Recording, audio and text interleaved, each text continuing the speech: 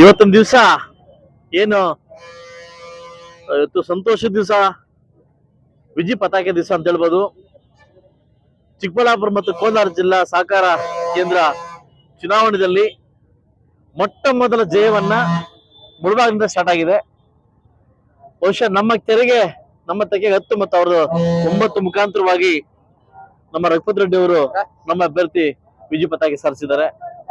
ಇದಕ್ಕೆ ಕಾರಣಕರ್ತರಾಗಿರ್ತಕ್ಕಂಥ ಎಲ್ಲ ನನ್ನ ನಾಯಕರು ಕೂಡ, ಸರ್ವಾನುಮತ ನಾಯಕರು ಕೂಡ, ಅಧ್ಯಕ್ಷರು, ನಾಯಕರುಗಳು ಇದು ಉಸ್ತುವಾರಿಯನ್ನು ವಹಿಸಿ ಮೊದಲ ಬಾರಿಗೆ ಇದು ಜವಾಬ್ದಾರಿಯನ್ನ ಇವತ್ತು ತುಂಬಾ 15-20 ದಿವಸಗಳಿಂದ ಕೂಡ ಇದು ಜವಾಬ್ದಾರಿ ಎಲ್ಲಾ ಲೀಡರ್ಸ್ ಹೊತ್ತು ಇದು ನನ್ನ ಎಲೆಕ್ಷನ್, ರಘುಪತಿ ರೆಡ್ಡಿ ಎಲೆಕ್ಷನ್ ಅಲ್ಲ ಇದು ಅಂತ ಹೇಳ್ಬಿಟ್ಟು ಎಲ್ಲಾ ನಾಯಕರು ಕೂಡ ಇವತ್ತು ನಾನು ನೋಡಿದೆ, ಅವ್ರ ಕಣ್ಣಲ್ಲಿ ಅವ್ರ ಮನಸ್ಸನ್ನು ನೋಡಿದೆ.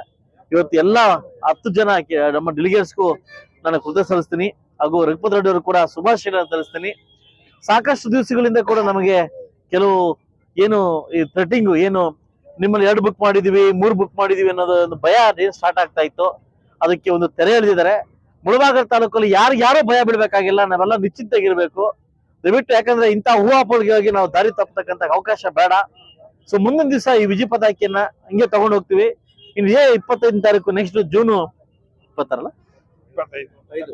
25ನೇ ತಾರೀಕು ಇವತ್ತಿಂದ ಎಲೆಕ್ಷನ್ ಸ್ಟಾರ್ಟ್ ಮಾಡ್ತಾ ಇದೀವಿ. ಇನ್ನ ಜೂನ್ 25ನೇ ತಾರೀಕು ಅದನ್ನು ಕೂಡ ವಿಜಿ ಪತಾಕೆ ಸಾಧಿಸೋವರೆಗೂ ಕಣ್ಣಲ್ಲಿ ನಿಜವಾಗ್ಲೂ ನಾನು ಶಪಥ ಮಾಡ್ತಾ ಇದ್ದೀನಿ. ಯಾಕಂದ್ರೆ ಇದಿನ್ನು 20%, ಇನ್ನು 80% ಬ್ಯಾಲೆನ್ಸ್ ಇದೆ. ಆ 80% ತೋರಿಸ್ತೀವಿ, ವಿಜಿ ಪತಾಕೆನ ಆರಿಸ್ತೀವಿ. ಖಂಡಿತವಾಗ್ಲೂ ಮುಳಬಾಗಿಲು ತಾಲೂಕಲ್ಲಿ JDS ಪಕ್ಷಕ್ಕೆ ಒಂದು ದೊಡ್ಡ ಮಟ್ಟಕ್ಕೆ ಜಯ ಸಿಕ್ಕಿದೆ. ಈ ಜಯ ಎಲ್ಲ ಲೀಡರ್ಸ್ಗೂ, ಕಾರ್ಯಕರ್ತರು ಕೂಡ ಸಲ್ಲುತ್ತದೆ.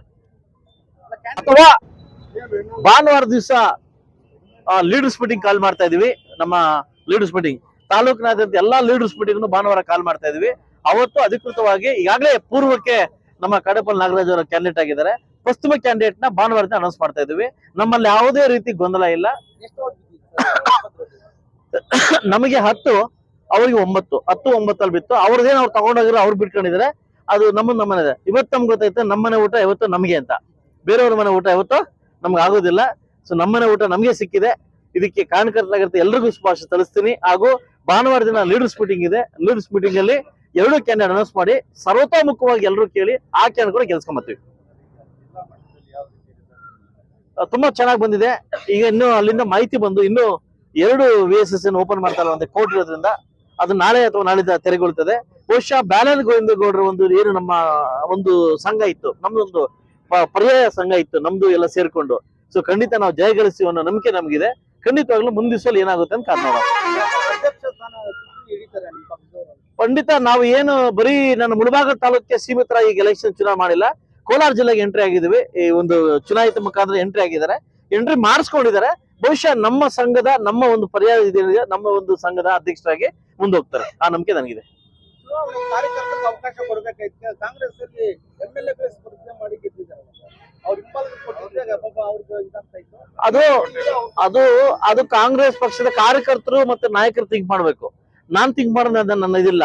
ನನಗೆ ಯಾವುದೇ ರೀತಿ ಲೋಕಲ್ ಎಲೆಕ್ಷನ್ ನನಗೆ ಹೇಳಿದ್ರು, ನಮ್ಮ ಅಧ್ಯಕ್ಷ ನಂಗೆ ಆಫರ್ ಕೊಟ್ಟು 6 ತಿಂಗಳಾಯ್ತು, ನಿಮ್ ಮಿಸಸ್ ಲೇಡಿ ಕ್ಯಾಂಡಿಡೇಟ್ ಮಾಡಿ ಅಂತ.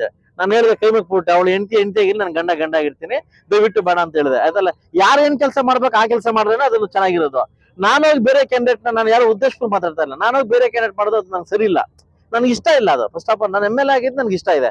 MLA ಮುಂದಿರ್ತೀನಿ. MLA ನಾನು ಸಾಕಷ್ಟು ಕೆಲಸ ಬ್ಯಾಕ್ ಇದಾವೆ ಮಾಡ್ತೀನಿ.